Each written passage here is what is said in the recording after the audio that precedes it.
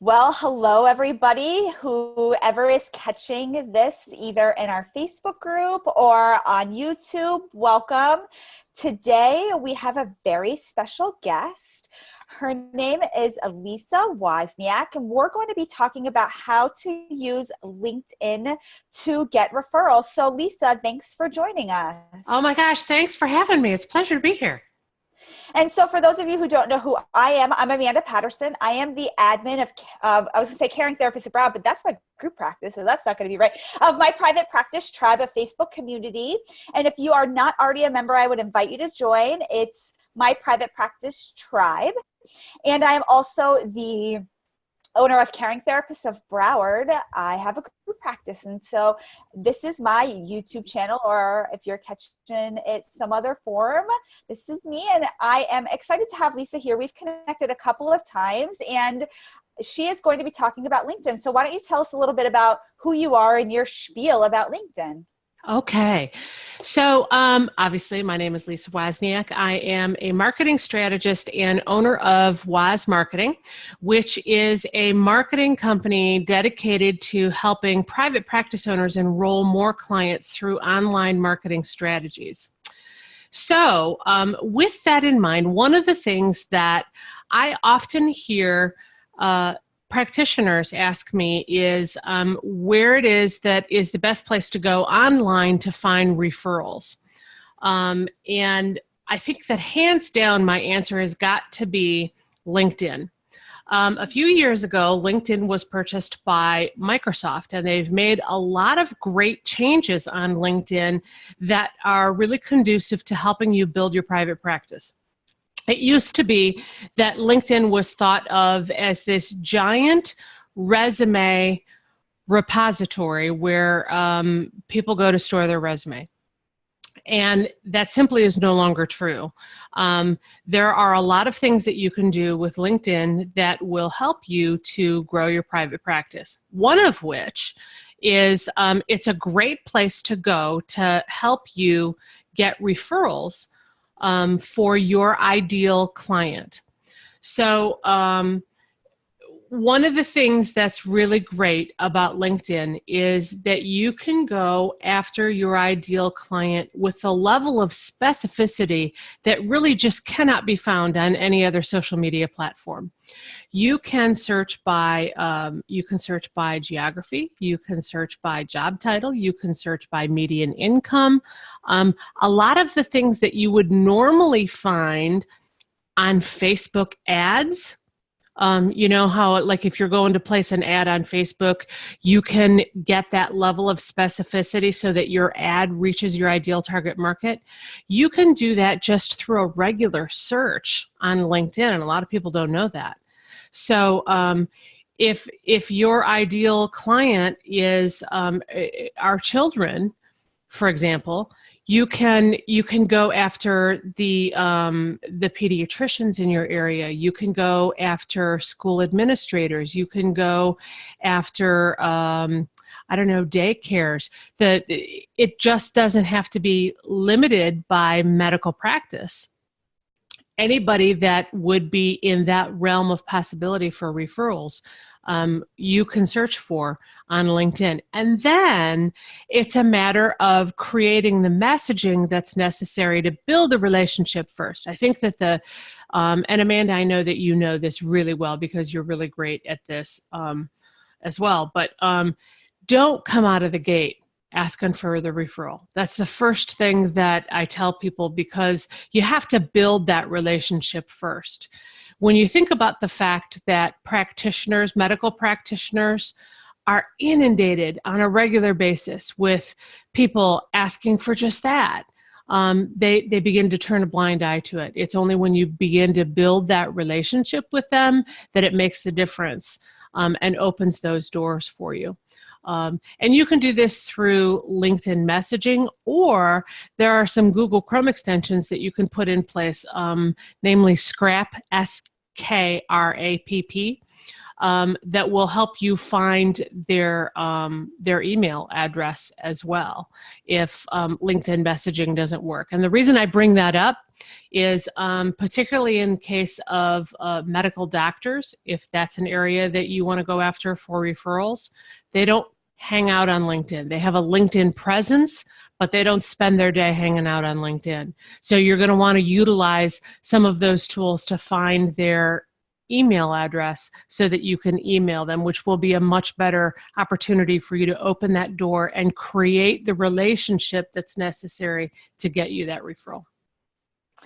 I love how you talk about creating relationships, because I think that's what it all comes down to, is that people, I have to think of, what is it? Know, like, and trust. I was like, I have to think of all three, right? And so know, like, and trust. And that's how people are either going to buy from you, refer to you, send people your way. And so a good way to know, like, and trust somebody, or get somebody to know, like, and trust you, is you're going to have to do some cold calling or cold emailing, but setting up those appointments, setting up follow-up lunches without going in for a hard sale. It's going to be really it's just like dating, right? We don't go on a first date and we're like, we're getting married, right? You go, you get to know them, you go for coffee, you kind of see if it's a good match. And then, not on the second date, but eventually you decide you're going to date it. I think it's very similar with doing, trying to find reciprocal referrals, right? You don't want to just go in full steam ahead. You want to make sure that you're a right fit for them and they're a right fit for you. Absolutely. And to add to that, something that I often encourage people to do is, as you're building that relationship, do the best that you can to take the emphasis off of yourself and put it on the other person. Like, what can I do to support them? Like, is there an article that would be valuable for them? Is there someone that I can introduce them to that would be a benefit to them? What are some of their pain points that I might be able to provide value to? Anytime you take the emphasis off of yourself and you put it on the other person, thinking in terms of ways that you can help them without expecting anything in return, that's when you'll get something in return. And I can see it on your face when you're talking about that. You're like, this is when it happens. This is when something shifts. That's right. I didn't know that about LinkedIn. Like, I knew that about Facebook ads. I love to teach that in some of the workshops I've done, like that you can actually go into the back end of Facebook and find out everything about where your private practice is at. But I didn't know that on LinkedIn you could reach or search for specific things like jobs, median income, those kinds of things.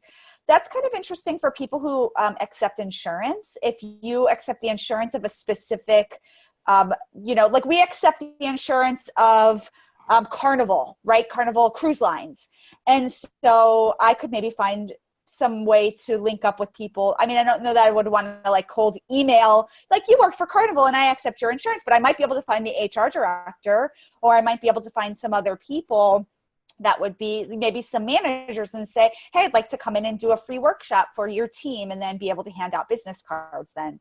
I think that's a really cool, you got me thinking how could I search like this? Exactly. I'm telling you, LinkedIn is just a little gold mine when it comes to building your practice.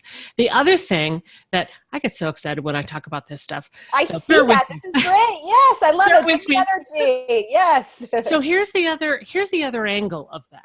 Okay, so we've broken it. We're going to break it down into two halves. The first half is asking for referrals, and that's fantastic, and it's a super valuable tool for getting referrals to build your practice. Here's the other angle of that. A lot of working professionals hang out on LinkedIn as well, right? So if you're posting on LinkedIn on a regular basis, and your LinkedIn posts are centered around your ideal client. And let's, for the sake of argument, let's be consistent and let's make that about children. You're a therapist who specializes in working with children. If you make your posts about children and, different ways that you can tell whether or not your child may be ready for therapy or needs therapy, what some of those classic symptoms are, and your posts surround that, and you're calling out your ideal client, those people who have children who need therapy are going to see it. They're at work. They're on their lunch hour. They're scrolling through. Most working professionals have a presence on LinkedIn, and they spend time on LinkedIn on their lunch hour, on their coffee break, hanging out. And those are the times that they're looking for the people who can help them get what they want. And in this particular case, it's a therapist who can help them with their children. So if you come at LinkedIn from both sides of the equation, on the one hand, creating posts that are conducive to the pain points of your ideal client, and then on the other hand, building the relationships that are necessary that are going to get you referrals, then you're in a really great spot to grow your practice from both sides of that equation. So, hands down, I'm a huge fan of LinkedIn. It's just a goldmine. And so for a therapist who doesn't have a LinkedIn profile, what would be some of the steps for them to start using LinkedIn? To get a profile, what are some things that you would want to make sure that they put on their profile so people knew who they were and what they did? Oh my God, that's such a great question, Amanda. I love that. Okay, so hands down, number one, the first thing that you need to do is under your name on your LinkedIn profile, where people would normally put the I'm going to pull it up. I'm going to make sure I got whatever you're saying. I'm making sure right now. Keep going. That's great. Let's do this. Okay, so on your LinkedIn profile, underneath your name, where you would normally put the words psychologist or therapist or whatever, I want you to change that to I help whoever your target market is and what their pain point is. So if again, we're going to stay consistent with the fact that you're a therapist and you help children. And let's say you help children with ADHD. Okay, so I help children maintain focus in school. That's going to stand out, and it's going to separate you from the other slew of therapists in your area who specialize in working with children. So that's immediately going to make you stand out above and beyond everybody else.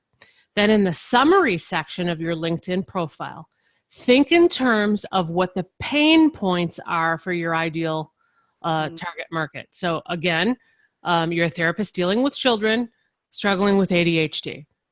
So your summary is going to talk about the fact that they have a hard time maintaining focus in school, and they may be withdrawn from their friends, or they're getting bad grades, or you talk to them and you have to remind them 60 times to pick up the socks off the floor because they're not paying attention to you. So if your LinkedIn summary is focused on what those pain points are, and the last paragraph of that summary talks about how you can make a difference for them, then that's going to be the thing that will get people to pick up the phone and call you.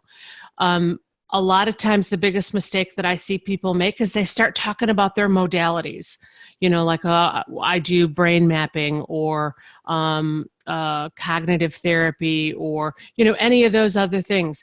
If you think about the person who's searching for you, they don't know what that means. They don't understand why that's important. So they glaze over that. They become intimidated to it, and then you get the wall. They don't pay any attention to it, and then they move on to the next person. It's the therapist who goes out of their way to create a LinkedIn profile that is meant to be geared toward that particular person reading it that's going to make all the difference in the world. I love that. I do something very similar on Instagram where I changed some information. So it says anxiety therapist and these kinds of things, but I never even thought to do that on a LinkedIn profile. And so I pulled it up. I screenshotted it so that I can even remind myself to do that, because I agree. I think that a lot of the times I'm a licensed mental health counselor.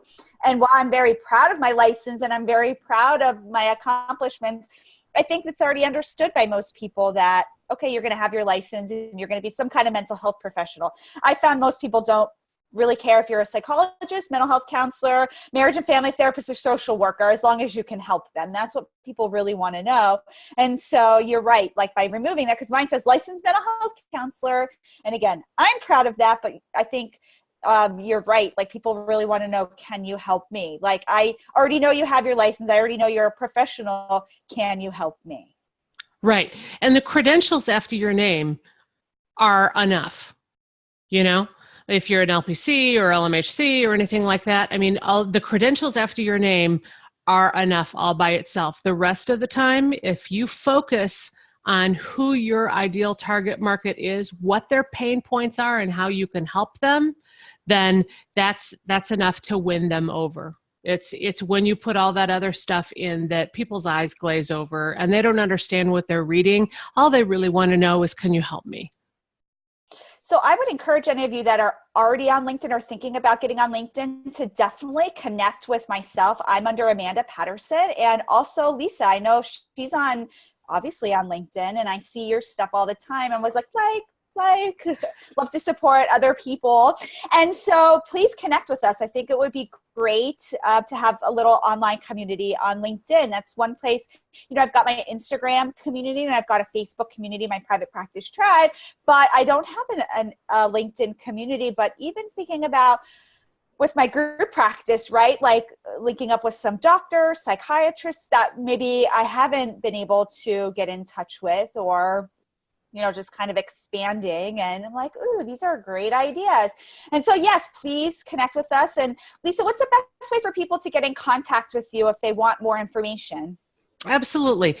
So if you're on LinkedIn, just look up Lisa Wozniak on LinkedIn. Other than that, the best place is my website, wozmarketing.com. And some of this information will be in the show notes. And so be sure to check those out, and you can either connect with me or Lisa. And I wanted to take a moment to thank our sponsor for this video, Therapy Notes. I would strongly recommend you check them out if you're looking for an electronic health record. What's great about them is that it's an all-in-one place where you can do billing, you can run credit cards, send text message reminders, and write your notes. And so it keeps me very organized having an electronic health record. If you would like 2 free months to check out Therapy Notes, please be sure to use the promo code Amanda.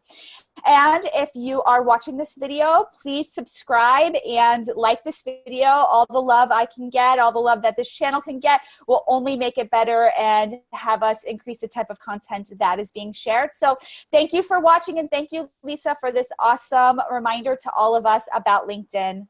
My pleasure.